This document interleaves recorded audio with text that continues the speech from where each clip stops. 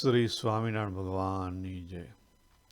આપણે 2015થી 19 સુધીમાં ઘણા બધા વચનામૃત લીધેલા.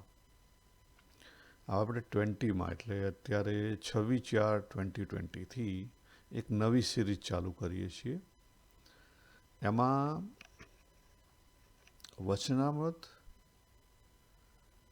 માં મહારાજ શું કહેવા માગે છે અને એની સાથે જે બીજા આપણા ધાર્મિક ગ્રંથો છે, ભગવદ્ ગીતા જે મને ખાસ ગમે છે, તો એ બંનેની સામ્યતા શું છે એના ઉપર વિશેષ ફોકસ કરીશું. એટલે મીન્સ આપણે બધું ક્રીમ છે એની ઉપર આપણે જે સાધના માર્ગે અગત્યની જે બાબતો છે એની ઉપર વધારે ફોકસ કરીશું. એમાં પહેલો પોઈન્ટ લઈએ આપણે આજે ગઢડા મધ્યનું 62મું વચનામૃત, એમાં પહેલો ભાગ, જેમાં મહારાજ અંગની વાત કરે છે. બરાબર. અને ભગવદ્ ગીતાના 18મા અધ્યાયનો 54મો શ્લોક. બંનેની અંદર જો તમે સૂક્ષ્મ વિચારો તો ખબર પડે કે જે જ્ઞાન ભક્તિ છે, હું જો અહીંયા જ્ઞાન ભક્તિ શબ્દ વાપરું છું કારણ કે આપણે ભક્ત છીએ, આપણે ભગવાનનું શરણ એક્સેપ્ટ કરેલું છે. બરાબર. એટલે જ્ઞાન ભક્તિથી પરાભક્તિમાં જવાની વાત કરું છું. આપણે આગળ જોયું હતું કે જે વાત કૃષ્ણ ભગવાને ગીતામાં 4 નિષ્ઠાની વાત કરી છે, 4 યોગની વાત કરી છે, એ 4 નિષ્ઠા શ્રીજી મહારાજે એકાંતિક ધર્મમાં કીધી છે. ધર્મ, જ્ઞાન, વૈરાગ્ય અને ભક્તિ, કર્મયોગ, જ્ઞાનયોગ, ધ્યાનયોગ અને ભક્તિયોગ. અને એ 4ની વાત સ્વામી વિવેકાનંદે કરી છે. ભલે સ્વામી વિવેકાનંદ અદ્વૈત વેદાંતના હતા. કહેવાનો મારો અર્થ એક જ છે કે તમે તમારો પાથ ગમે તે હોય, તમારું વ્હીકલ ગમે તે હોય, પાથ કહેતા ગમે તે રસ્તે તમે ચાલતા હો, વ્હીકલ કહેતા તમે ગમે તે ગુરુને કદાચ એક્સેપ્ટ કર્યા હોય. બરાબર. પણ એન્ડ શું છે? તો છેલ્લી વસ્તુ આપણે જે મેળવવાની છે, પરાભક્તિ મેળવવાની છે. શ્રીજી મહારાજે પણ કીધું, જો અક્ષર બ્રહ્મ સાથે એકતા કરવાની છે અને પરબ્રહ્મનું સ્વામી સેવક પણ સ્વીકારવાનું છે. એટલે સરેન્ડર કોને થવાનું છે? ભગવાનને. એટલે સ્ટેપ બાય સ્ટેપ આપણે જોઈએ તો સૌથી પહેલાં આપણે જોઈ લઈએ કે જ્ઞાન ભક્તિને પરાભક્તિમાં કેવી રીતે ટર્ન થઈ શકે. એનો જે 18મા અધ્યાયના 54મા શ્લોકમાં શું વાત કરી છે? તો બ્રહ્મભૂત પ્રસન્નાત્મા ન સોચતી ન કાક્ષતી સમ સર્વેષુ ભૂતેષુ મદ ભક્તિમ લભતે પરા. આ એક જ શ્લોક જો આપણને ડાયજેસ્ટ થઈ જાય ને તો મારું અને તમારું કલ્યાણ થઈ જાય. મને ડાયજેસ્ટ થાય, મારું કલ્યાણ થાય. બરાબર. તો અહીંયા શું કહે છે કે લિબરેટેડ પર્સન જે હોય, બરાબર, જે લિબરેટેડ પર્સન છે, જીવન મુક્ત છે, એની ક્વોલિટી કેવી હોય, એ કેવી રીતે જીવતો હોય, એનું જીવન કેવું હોય? બ્રહ્મભૂત, બરાબર, એટલે લિબરેટેડ પર્સન, જીવન મુક્ત, પ્રસન્ન આત્મા. પહેલી કન્ડિશન મૂકી પ્રસન્ન આત્મા. એ કેવો છે? પ્રસન્ન છે. આત્મનેય આત્મના તુષ્ટ. બીજા અધ્યાયનો 55મો શ્લોક, ત્રીજા અધ્યાયનો 17મો શ્લોક અને 6ઠ્ઠા અધ્યાયનો 20મો શ્લોક. બરાબર. એમાં આ મેસેજ છે. આત્મનેય આત્મના તુષ્ટ, સેલ્ફ સેટિસ્ફાઈડ, જેને કોઈ ડિઝાયર નથી. જ્યાં છે અત્યારે હું જેવો છું, જ્યાં છું, ભગવાને મને જ્યાં રાખ્યો છે ત્યાં હું પૂર્ણ સંતોષ. આ પૂર્ણપણું આવવું ને અઘરી બાબત છે. તમે ગઢડા પ્રથમનું 24મું વચનામૃત વાંચો, ત્યાં બ્રહ્માનંદ સ્વામી પ્રશ્ન પૂછે છે કે આટલું બધું કર્યું છતાં અપૂર્ણ છીએ. અને પછી મહારાજ 25માં જે ગઢડા પ્રથમનું 25મું છે ને એમાં પૂર્ણપણાની વાત જાતે કરે છે. 24માં તો સીધો જવાબ નહીં આપતા, તમે વાંચજો. ત્યાં 25માં મહારાજ શું કહે છે કે સ્વધર્મે યુક્ત એવો જે ભગવાનનો ભક્ત તેના અંતરને વિશે તો પોતાનું યથાર્થ પૂર્ણકામપણું મનાતું નથી, અને તે પૂર્ણકામપણું તો આત્મનિષ્ઠા અને ભગવાનના મહાત્માનું જ્ઞાન તેણે કરીને થાય. જો ધર્મ કમ્પ્લીટ છે, ભગવાનનો ભગત છે, છતાં અંતરમાં પૂર્ણકામપણું મનાતું નથી. કેમ? તો બે વસ્તુ જોઈએ, આત્માનું જ્ઞાન જોઈએ અને ભગવાનના મહિમાનું જ્ઞાન જોઈએ. આ બે વસ્તુ થાય તો ઉકેલ આવે, સિવાય ઉકેલ આવે નહીં. અને એ બેમાં જેટલી ન્યૂન્યતા રહે તેટલી પૂર્ણકામપણામાં ન્યૂન્યતા રહે છે. માટે એ બેવાના તો ભગવાનના ભક્તને દ્રઢપણે સાધવા, જો મહારાજ કહે છે. અને આ જ વાત કૃષ્ણ ભગવાન અહીંયા કરે છે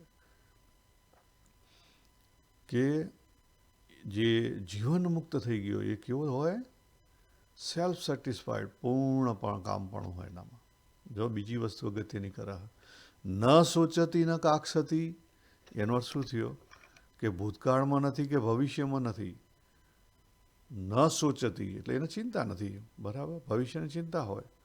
ન એટલે મીન્સ કે ભૂતકાળની કોઈ ચિંતા નથી એને. અને ન કાક્ષતી, કોઈ ડિઝાયરિંગ નથી, કોઈ શું કહેવાય, હીનતા નથી. ન સોચતી એટલે હીનતા નથી, અને ન કાક્ષતી એટલે ડિઝાયર નથી. એટલે ભૂતમાં નથી, કારણ કે હિંતા કોની ઉપર હોય? મેં આખા મારાથી ખરાબ થઈ ગયું કે આમ કે તેમ, એની આપણને બધી હિંતા હોય.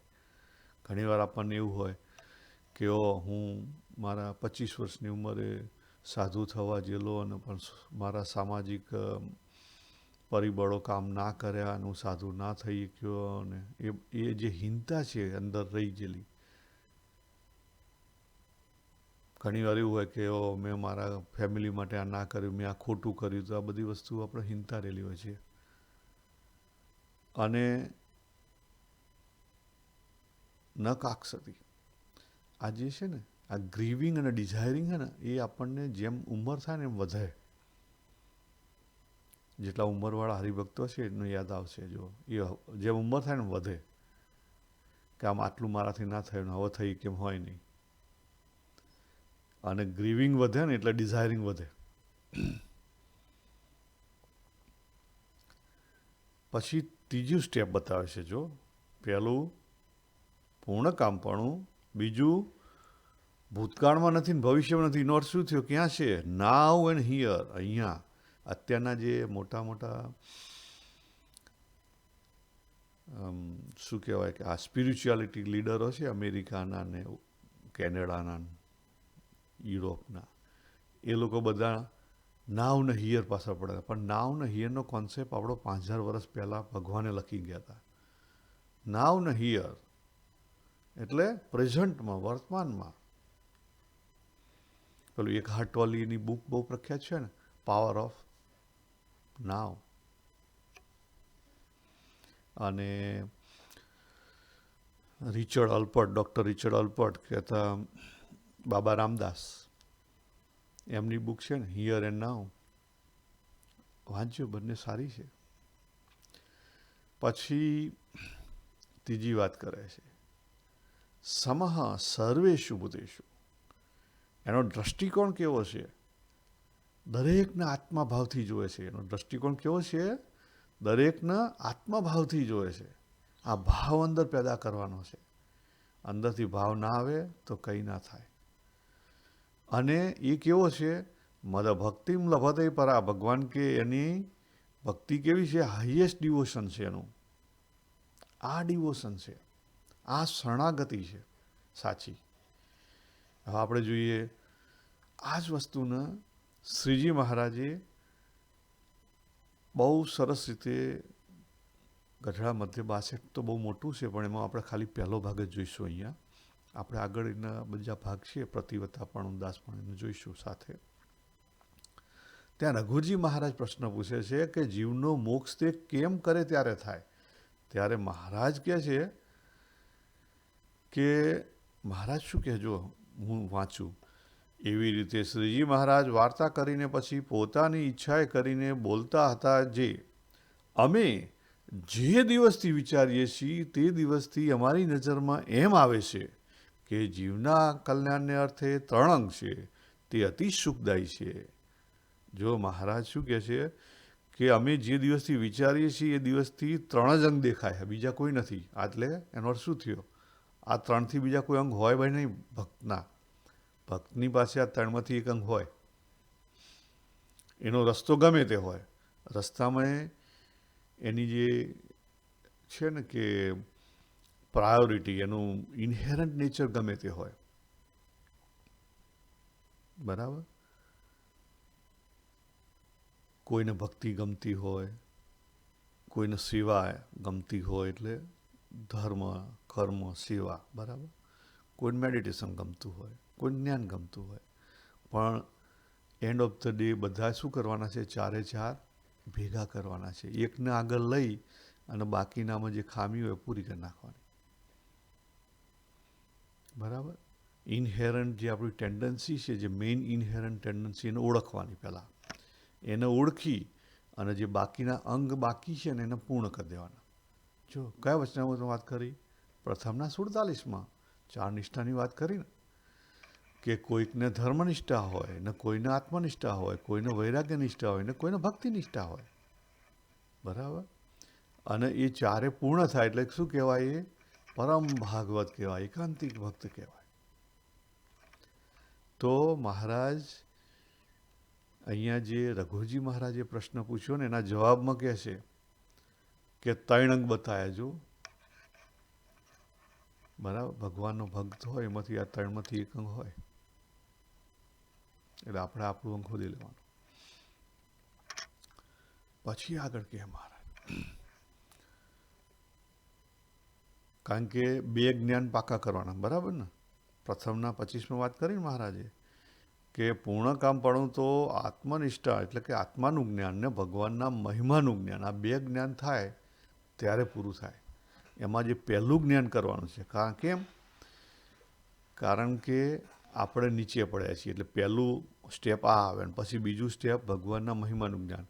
એનો અર્થ એવો નથી કે ભગવાનનું પહેલું ભગવાનને સરેન્ડર થવાનું. જો સમજી લો, ખાલી તમે આત્મામાં ચડશો ને તો નિર્બીજ આત્મનિષ્ઠા ઊભી થશે. જેને મહારાજ આ નિર્બીજ આત્મનિષ્ઠા યોગીજી મહારાજ બહુ વાત કરતા. અને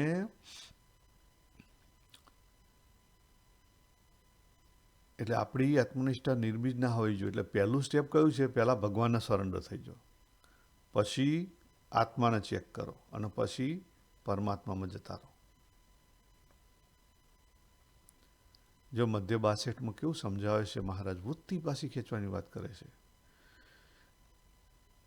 બરાબર?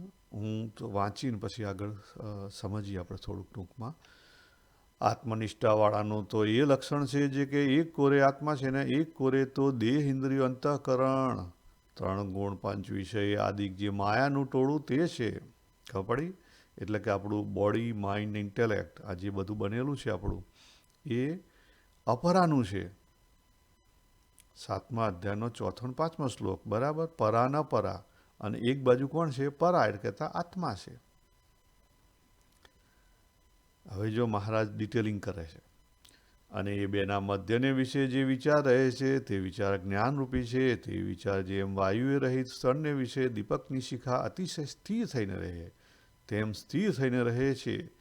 તે વિચાર દેહ, ઇન્દ્રિયોને અંતઃકરણ એમને આત્મસંગાથે એક થવા દેતો નથી અને તે વિચાર પણ આત્મસંગાથે એક થતો નથી. જો અહીં કયા વિચારની વાત કરી?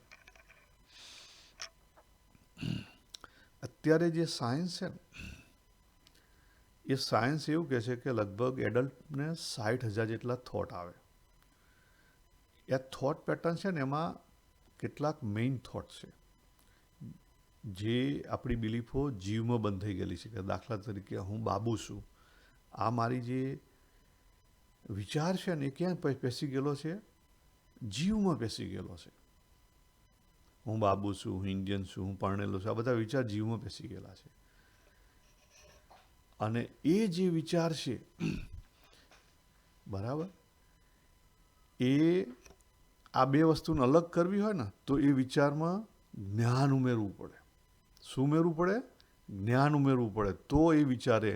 પણ પાછું શું કીધું? એ વિચાર કેવો છે? સ્થિર થઈને રહે ઓલવેઝ. તમે જો તમને કોઈ પણ વ્યક્તિ તમારા નામથી બોલાવે, તમે અડધા ઊંઘેલા ને તો જાગી જાઓ. 500 માણસના ટોળામાં હોય ને તરત જ તમારી નજરે બાજુ જાય. તમે ચેક કરજો. એટલે આ વિચાર આપણા સ્થિર વિચાર છે. મહારાજે આગળ અમદાવાદના 3માં પેલી નદીની વાત કરી છે. એટલે આ મહારાજે બહુ સરસ વાતો કરી છે, પણ એને અંદરથી સમજવી પડે. ઉપરથી સમજાય નહીં મેળખાય. અને જ્યારે તે વિચારને જીવ પામે છે, જો આવી ગયું ને, ત્યારે તે જીવની વૃત્તિ કાશી સુધી લાંબી હોય તે વડતાલ જેટલામાં આવે. અને પછી તે વિચાર જ્યારે રડ થાય ત્યારે વડતાલ થકી પણ ગઢડા જેટલામાં આવે. અને પછી આ ગઢડા જેટલી લાંબી વૃત્તિ હોય તે સંકેલાઈને પોતાના દેહ જેટલામાં આવે. પછી દેહમાંથી વૃત્તિ ટૂંકી થઈને ઇન્દ્રિયના ગોલકમાં રહે. અને પછી ઇન્દ્રિયના ગોલક થકી ઇન્દ્રિયોની વૃત્તિ છે તે અંતઃકરણ સન્મુખ થઈ જાય. અને પછી ઇન્દ્રિયો અને અંતઃકરણની જે વૃત્તિ છે તે આત્માને વિશે લીન થઈ જાય. અને ત્યારે તે જીવના વાસનાલિંગ દેહનો નાશ થયો કહેવાય. જો આપણા શાસ્ત્રોની અંદર અવિદ્યા કામ કર્મ એને વાસનાલિંગ કીધું છે. અને ગુણાતીતાનંદ સ્વામી એને હૃદય ગ્રંથિ કહેતા. આ હૃદય ગ્રંથિ તૂટે કેવી રીતે? આ વાસનાલિંગ તૂટે કેવી રીતે? તો અવિદ્યા કામ અને કર્મ આ ત્રણથી બંધાયેલું છે. અવિદ્યાને લઈ કામના ઊભી થાય. કામનાને ઊભી થઈને લઈ અને આપણું કર્મ બંધન થાય છે. અને કર્મ બંધન લઈને આખું ચક્કરું ફર્યા જ કરે છે. એ જે અવિદ્યા છે ને એ સ્ટ્રોંગ બને છે. તો શું કીધું છે કે વિચાર એ મૂકવાનો છે. ક્યાં મૂકવાનો છે? આત્માની અંદર. જો આત્માની અંદર આપણો વિચાર થાય કે હું ભગવાનનો ભક્ત છું અને આ ભગવાનની લીલા છે, હું આત્મા છું, અક્ષરમ અહમ છું અને પુરુષોત્તમનો દાસ છું. આ વિચાર ક્યાં જવો જોઈએ? જીવમાં જવો જોઈએ. અને એની પણ મેથડ મહારાજે બીજા વચનાઓ તો બતાવી છે, એ આપણે પાછળ જોઈશું. પણ આ વિચાર પેલો જીવમાં ઘાલવો પડે. તો પછી શું થાય? તો અત્યારે હાલ જે આપણે સવારે ઉઠીને ઇન્ડિયાના વિચારો આવે છે, ઓસ્ટ્રેલિયામાં બેઠા કે ત્યાં બધું આ શું ચાલતું છે ને આમ ચાલતું છે ને પેલું ચાલશે. એ જ થાય ને. જો તમે આખો દિવસ તમારી પોતાની વાત, હું પણ આવી ગયો તમારી ભેગો. આપણે નાવા જઈએ, ઓફિસના વિચારો આવે છે. એક બાજુ નાતા હોય એનો ઓફિસના વિચાર, બીજી બાજુ ચા પીવા બેઠા હોય એનું ક્યાં ને ક્યાં પહોંચીએ છીએ. એવું થાય છે ને. મંદિરમાં જઈએ ત્યાં બી આખી દુનિયા લઈને જઈએ છીએ. એટલે મહારાજનો કહેવાનો અર્થ એ છે કે આપણને વૃત્તિને ઓળખવી પડે. જો વૃત્તિના પ્રકાર છે એ વૃત્તિને સમજવી પડે. વૃત્તિને ઇઝીલી સમજવા માટે શું કરવું પડે? ટીમ. ટી કહેતા થોટ, ઈ કહેતા ઇમોશન, બરાબર? એ કહેતા એટીટ્યૂડ, અને પછી એક્શન. અને એક્શન રિપીટ થાય એટલે મેમરીમાં જતી રહે. આ સાયન્સની રીતે છે ટીમે. આ જે વૃત્તિ છે ને, વૃત્તિના ઘણા બધા પ્રકાર છે. પહેલો છે બબલિંગ, એટલે આપણને ખબર જ ના પડે. જે ઓરિજિનલી ઊભી ક્યાંથી થાય? પરામાંથી. પરા પશ્યંતી, મધ્યમાં, બરાબર? પશ્યંતીમાં જે વિચાર હોય ને બબલિંગ હોય તો ખબર જ ના પડે. મધ્યમાં 2 ફાડીઓ થાય. અને પછી વૈખરી એટલે મોઢે અત્યારે આવી. મોઢે આવી અત્યારે હાલ હું બોલું છું, બરાબર? હું બોલું છું એમાં શું થઈ ગયું? 3 વસ્તુ અલગ થઈ ગઈ. એટલા માટે એને વૈખરી કહેવાય. 3 વસ્તુ અલગ થઈ ગઈ. કઈ 3 વસ્તુ અલગ થઈ ગઈ? હું બોલનારો અલગ છું, આ જે જ્ઞાનરૂપી છે એ અલગ છે. અને હું કહું છું કે કાશી, તો કાશી એ ઇન્ડિયાનું એક શહેર છે, બરાબર? તો એ અલગ છે. કાશી શબ્દ છે એ એનું જ્ઞાન છે. એટલે નોવર, નોલેજ અને નોનનું નોલેજ એ કાશી, બરાબર? કાશી શહેર છે એ જે આપણને જ્ઞાન છે એ નોલેજ છે. અને કાશી એ સ્થળ છે, ઓબ્જેક્ટ છે. અને એને જાણનારો હું કહું હું, એ અમે 3 અલગ થઈ ગયા. એટલે વૈખરીમાં પહેરવી ગયા. ખબર પડી તમને? તો આ રીતે આપણી જે વૃત્તિ છે ને એને સમજવી પડે. એટલે પહેલાં બબલિંગ થાય, પછી થોટ રૂપમાં આવે. થોટ રૂપમાં આવે એટલે આપણને થોડીક ખબર પડે. પછી સંકલ્પ વિકલ્પ, જો મહારાજ વાત કરતા ત્યારે આપણને થોડીક વધારે ખબર પડે. સંકલ્પ વિકલ્પ થાય ને એટલે ઇમોશન ઊભા થાય, અને ઇમોશન ઊભા થાય ધીરે ધીરે, પછી એમાં વોન્ટ ભરે, અને વોન્ટ ભરે ને પછી એક્શન થાય. એટલે જ્યારે વોન્ટ ભળે ને ત્યારે આપણને એટીટ્યૂડ કહેતા આપણા વર્તનમાં દેખાય. આને આપણે અલગથી સમજશું. આપણે ઘણા બધા મૂકેલા, મેં એના ટીમ ઉપરના પણ પ્રવચન છે, તમે એને સમજી શકશો. તો અત્યારે આપણે અહીંયા જોઈએ તો મહારાજ શું કહે છે કે સ્ટેપ બાય સ્ટેપ પાછું ખેંચવાનું છે. આપણી વૃત્તિ જે બહાર છે એને સ્ટેપ બાય સ્ટેપ પાછી ખેંચવાની છે. બહારથી વૃત્તિ પહેલાં ઇન્દ્રિયમાં લાવવાની છે, ઇન્દ્રિયથી પછી ક્યાં લઈ જવાની છે? આપણા અંતઃકરણ. અંતઃકરણમાં પહેલી વૃત્તિ ક્યાં જાય?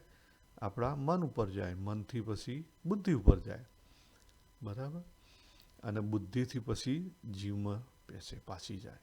અને જ્યારે વૃત્તિ, જીવ શું છે? જીવ મિક્સર છે પરાના પરાનું. જીવથી પર જે પરાતત્વ એકલું છે ને એમાં જ્યારે વૃત્તિ પહોંચે ને ત્યારે વૃત્તિ ના રહે. માઇન્ડ નો માઇન્ડ થઈ જાય. ત્યાં કોઈ વૃત્તિ નથી. તમે સવારે વહેલા ઉઠીને જો મેડિટેશન કરશો તમને ખબર પડશે, બરાબર? એ આપણું સ્વરૂપ છે. એ સ્વરૂપ જાણવું તો બહુ ઇઝી છે. જો મહારાજે પ્રથમના 20માં વાત કરીને કે જેણે એ સ્વરૂપ જાણ્યું હોય એ જ હરિભક્ત કહેવાય, બાકી તો હરિભક્તે ના કહેવાય. આમ 5 સેકન્ડમાં દેખાય સ્વરૂપ આપણું.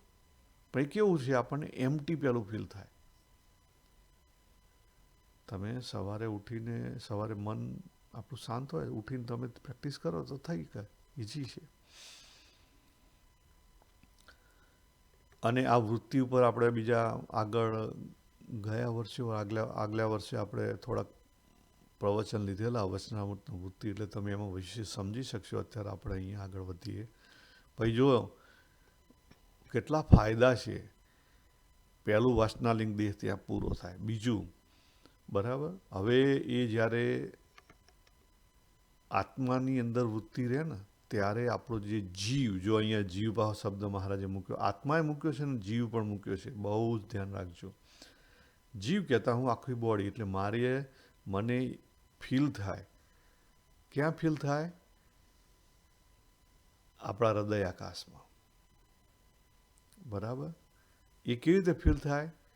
તમે જો આઈએમનેસ છે ને, એનું જે ફિલિંગ છે ને, આઈએમનેસ ઓબ્જેક્ટલેસ જે અવેરનેસ છે ને, આઈએમનેસ છે. એનું જે ફિલિંગ છે ને, સેમ ફિલિંગ થાય તમને. અને પછી ધીરે ધીરે ધીરે ત્યાં આત્માનું ભ્રમરૂપે દર્શન થાય. ભ્રમરૂપે દર્શન થાય એટલે કે નવી મૂર્તિ સામે ના દેખાય, પણ ઇટ્સ અ ફિલિંગ થાય તમને હૃદય આકાશમાં. આપણું જે હૃદય આકાશ છે ને, કારણ કે આપણે જ્યારે માના ગર્ભમાં આવ્યા ને 21મા વીકમાં, ત્યારે આપણે આપણી બોડીને પોષણ આપ્યું. પછી જ્યારે આપણે ડે 1 બહાર આવ્યા માના ગર્ભમાંથી, અને પછી બહારથી આપણે જે પ્રાણવાયુ ખેંચ્યો ને, એની સાથે એ જે આપણું, જે આપણે સૂક્ષ્મ શરીર, આત્મા અને સૂક્ષ્મ શરીર બે વસ્તુ લઈને આવ્યા આ શરીરની અંદર, એ જે મેઇન એનર્જી ખરી ને, ચિત્ત શક્તિ આવી, બરાબર? એ ચિત્ત શક્તિ છે ને, એ પ્રાણ શક્તિ બની. કારણ કે આપણે શ્વાસ લીધો અંદર, એટલે ચિત્ત શક્તિનું રૂપાંતર પ્રાણ શક્તિમાં થયું. ક્યારે? ચિત્ત શક્તિ 21મા વીકે આવી, અને પ્રાણ શક્તિમાં રૂપાંતર ક્યારે થયું? ડે 1. પેલો ગર્ભ, નાયડો કાપે ને ગર્ભ, બરાબર? એ કોર કાપે એ વખતે ડૉક્ટર, અને પછી આપણે જે શ્વાસ લઈએ આપણી પોતાની દુનિયા ઊભી થાય. એટલે આપણું જે હૃદય છે એ હૃદયની બાજુમાં, સાઈડમાં, ત્યાં આપણે જે શ્વાસ લીધો એને લઈ અને ત્યાં એનર્જી આખી આવી ગઈ. એ પ્રાણવાયુ આવ્યો તે જ્યાં સુધી આ બોડી રહેશે ને ત્યાં સુધી રહેશે ને પછી જતો રહેશે. ચેક કરો. તો એ હૃદય આકાશ છે, એ જગ્યા, બરાબર? તો જે વાત કૃષ્ણ ભગવાને કરી છે કે ભાઈ તમારે વર્તમાનમાં રહેવાનું છે, તો મહારાજ એ જ વાત કરે છે અહીંયા કે જો આપણે વર્તમાનમાં રહેવાનું છે, આપણી વૃત્તિઓ બહાર હોય તો અહીં પાછી ખેંચી લેવાની છે, અને વૃત્તિઓ પાછી ખેંચાશે, વર્તમાનમાં આવશો તો વાસનાલિંગ દેહનો નાશ થશે, અને પછી આપણને ત્યાં કોનું ભ્રમ અને પરભ્રમ, એટલે કે આપણે આત્માને વિશે પરમાત્મા એ અખંડ રહ્યા છે એવો અનુભવ થશે. બરાબર? એટલે જો તમે ડીપમાં વિચારો તો 18મા અધ્યાયનો 54મો શ્લોક અને આ જે વાત મહારાજે આ રીત બતાવી છે, અને તે અંગ બતાવ્યા છે. બરાબર? એટલે આ રીત બતાવી છે ને કેવી રીતે જવાનું સ્ટેપ બાય સ્ટેપ, અને ત્યાં પણ કીધું છે માણસ શું કરે, બે વસ્તુ ભેગી કરો, સેમ જ વસ્તુ છે.